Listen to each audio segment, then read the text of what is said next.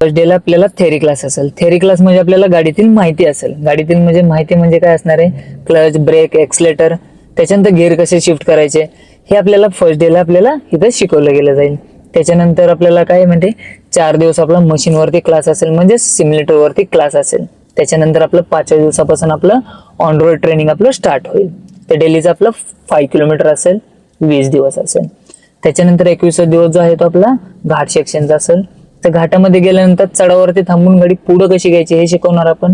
त्याच्यानंतर पुढे गेल्यावरती मोकळ्या मैदानात रिव्हर्स, पार्किंग, त्याच्यानंतर स्टेपनी कशी चेंज करायची ह्या गोष्टी आपण तिथं मोकळ्या मैदानामध्ये शिकवणार आपण. तर आपल्याला फर्स्ट डेला थेअरी क्लास असेल. ओके. तर पहिल्यांदा काय करायचं, आपल्याला डोर ओपन करून सीट वरती बसायचंय. सीट वरती बसल्यानंतर डोर आपला हळूवार लावून घ्यायचा आहे. त्याच्यानंतर आपल्या पायामध्ये 3 पांडेल आहेत, त्याच्यानुसार आपलं सीट ऍडजस्ट करायचंय. तर सीट ऍडजस्ट करण्यासाठी आपल्याला काय इथं सीटच्या खालच्या बाजूला इथं ब्लॅक कलरचा लॅम्प दिलेला आहे. तो एका हाताने वरती ओढायचा, एका हाताने स्टेअरिंग पकडायचं आणि सीट आपलं पाठी किंवा पुढं करून घ्यायचं. म्हणजे जसं आपल्याला स्वतःला कम्फर्टेबल वाटेल असं सीट ऍडजस्ट करून घ्यायचं आपल्याला. त्याच्यानंतर आपल्या राईट साईडला सीट बेल्ट दिलाय, तो सीट बेल्ट लावून घ्यायचा आहे. हे गाडीत बसल्यानंतर हे पहिल्यांदा करून घ्यायचं आहे. त्याच्यानंतर आपल्या पायामध्ये 3 पॅन्डल आहेत. ए म्हणजे एक्सलेटर, बी म्हणजे ब्रेक, सी म्हणजे क्लच. ओके. तर एक्सलेटरचा वापर आपल्याला गाडीचं स्पीड वाढवण्यासाठी करायचा आहे. ब्रेकचा वापर आपल्याला गाडीचं स्पीड कमी करण्यासाठी किंवा गाडी थांबवण्यासाठी ब्रेकचा वापर करायचा आहे. त्याच्यानंतर क्लचचा वापर आपल्याला पूर्ण क्लच प्रेस करून हे जे आपले घेर आहेत ते वाढवायच्यात किंवा कमी करण्यासाठी क्लचचा वापर करायचा आहे. म्हणजे सेम जसे आपण 2 व्हीलर चालवतो म्हणजेच बाईक चालवतो तर आपण क्लच दाबूनच घेर टाकतो, क्लच दाबूनच घेर काढतो. सेम इथे पण आपल्याला तसंच करायचं आहे. ओके. राहिलं लक्षामध्ये? ओके. तर आता पायंडल तर 3 आहेत, पाय तर 2च आहेत. मग त्याचा वापर कसा करायचा आहे, राईटच्या पायानं एक्सलेटर आणि ब्रेकचं काम करायचं आहे. त्याच्यानंतर लेफ्टच्या पायानं फक्त क्लचचं काम करायचं, तो ब्रेकवरती गेला नाही पाहिजे.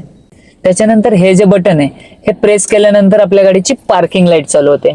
पार्किंग लाईट म्हणजेच पुढचे 2 इंडिकेटर आणि पाठीमागचे 2 इंडिकेटर असे 4ही इंडिकेटर एकसाथ चालू होतात. तरी केव्हा चालू करायच्यात, ज्यावेळेस आपण रात्रीच्या वेळेस रस्त्याने जात असताना गाडीचा काय आपला मेंटेनन्स प्रॉब्लेम झाला किंवा आपल्या गाडीचा टायर पंक्चर झाला तर आपण काय करतो, लगेच रस्त्याच्या बाजूला थांबतो. थांबल्यानंतर आपल्या गाडीची पार्किंग लाईट लावून थांबायचंय. ही जर आपल्या गाडीची आपण पार्किंग लाईट लावून जर नाही थांबलो तर पाठीमागच्या येणाऱ्या लोकांना समजणार आहे का आपण पुढे थांबलोय म्हणून. त्यांना दिसलं तर ठीक, नाही तर ते डायरेक्ट घेऊन आपल्याला पाठीमागून ठोकणार आहेत. त्यासाठी या पार्किंग लाईटचा वापर करायचा आहे आपल्याला. ओके. राहिलं लक्षात. परत एकदा प्रेस केलं की हे बंद होऊन जाणार आहे. बघ त्याच्यानंतर असाच लॅम्प आहे बघा राईट साईडला आहे, तो आपल्या गुडघ्याच्या बाजूला खाली ओढायचा. त्याला थोडासा ओढल्यानंतर काय दिसतंय स्क्रीनवरती, राईट साईडचा इंडिकेटर. तर राईटला टर्न करण्यासाठी राईट इंडिकेटरचा वापर करायचा आहे किंवा लेफ्टच्या लेन मधून राईटच्या लेन मध्ये जाण्यासाठी राईट इंडिकेटरचा वापर करायचा आहे. बिना इंडिकेटर देता जर टर्न करायला गेला किंवा लेन चेंज करायला गेला तर पाठीमागचा आपल्याला ठोकणार आहे. त्यासाठी हा राईट इंडिकेटरचा वापर करायचा आहे आपल्याला. त्याच्यानंतर थोडंसं त्याला वरती घ्यायचं आहे. वरती घेतल्यानंतर हा इंडिकेटर बंद होऊन जाणार आहे. तिथून परत त्याला थोडंसं वरती घ्यायचं आहे. वरती घेतल्यानंतर हा लेफ्ट इंडिकेटर चालू होणार आहे. तर लेफ्टला टर्न करण्यासाठी लेफ्ट इंडिकेटरचा वापर करायचा आहे किंवा राईटच्या लेन मधून लेफ्टच्या लेन मध्ये येण्यासाठी लेफ्ट इंडिकेटरचा वापर करायचा आहे. राहिलं लक्षामध्ये? बंद करून घ्यायचं त्याला. त्याच्यानंतर तोच लॅम्प असा सेंटरला पकडायचा आहे. सेंटरला पकडून पुढच्या बाजूला एकदा गोल रोटेट फिरवायचा आहे. Very good. हे एकदा फिरवल्यानंतर आपल्या गाडीची मेन हेडलाईट जी असते त्या मेन हेडलाईटच्या खाली ज्या छोट्या छोट्या लहान लाईट असतात त्याला आपण फॉग लाईट बोलतो.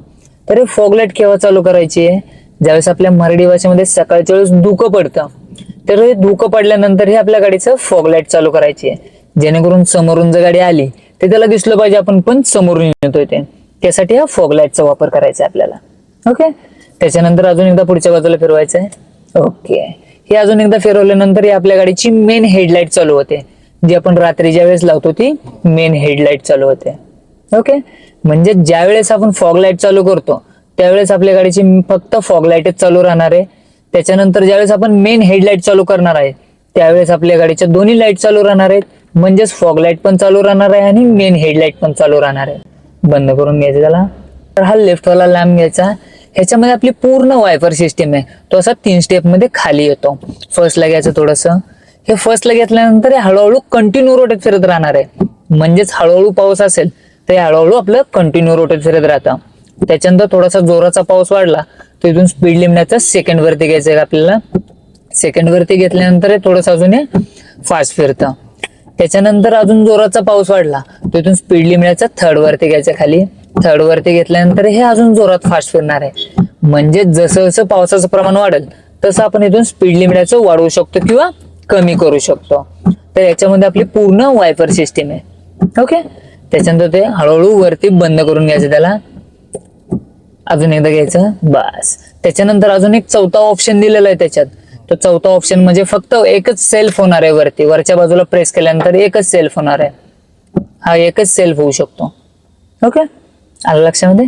त्याच्यानंतर हा मिडलला जो सर्कल जे दिसतोय तो आपला गाडीचा हॉर्न आहे. याला कुठेही असं प्रेस केल्यानंतर तो असा वाजणार आहे तो.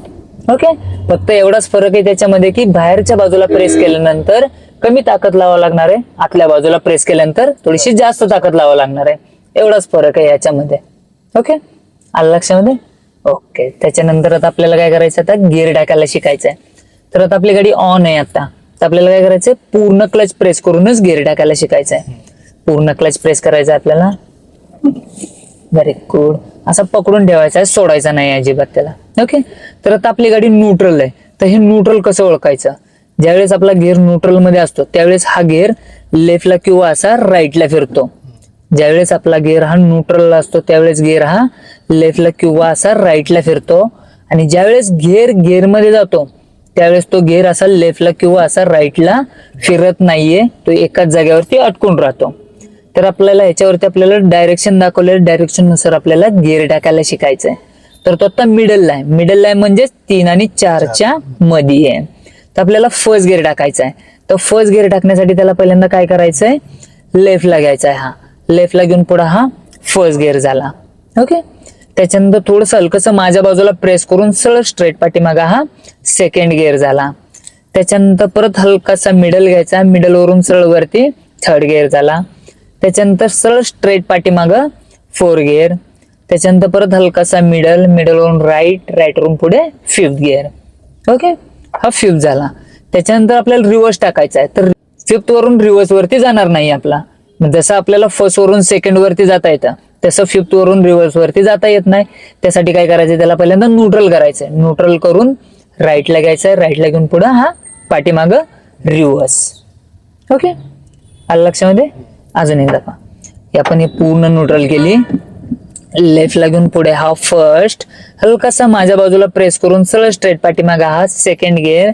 त्याच्यानंतर परत हलकासा मिडल वरून पुढे थर्ड गिअर, सरळ स्ट्रेट पाठीमागं 4 गिअर. परत हलकासा मिडल वरून राईट वरून पुढे 5th गिअर. त्याच्यानंतर परत आपल्याला हे न्यूट्रल करायचंय. न्यूट्रल केल्यानंतर परत राईटला घेऊन पाठीमागा हा रिव्हर्स. ओके, हे परत मिडलला घेतलं की हा न्यूट्रल होऊन जाणार आहे.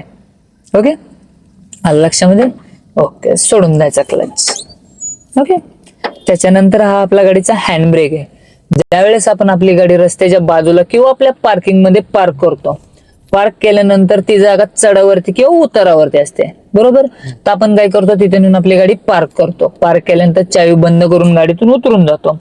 तर उतरल्यानंतर काय होणार आहे, आपली गाडी पाठी किंवा पुढे जाणार आहे. कारण की ती चढावरती किंवा उतारावरती असल्यामुळे काय होणार आहे, पाठी किंवा पुढे जाणार आहे. जेणेकरून पुढे किंवा पाठीमागे जर गाडी जर असेल तर आपण अचानक जर हँड ब्रेक जर काढला तर ते पुढे गाडी असेल तर त्याला धडकणार आहे, किंवा पाठीमागे असेल तर ते पाठीमागे धडकणार आहे.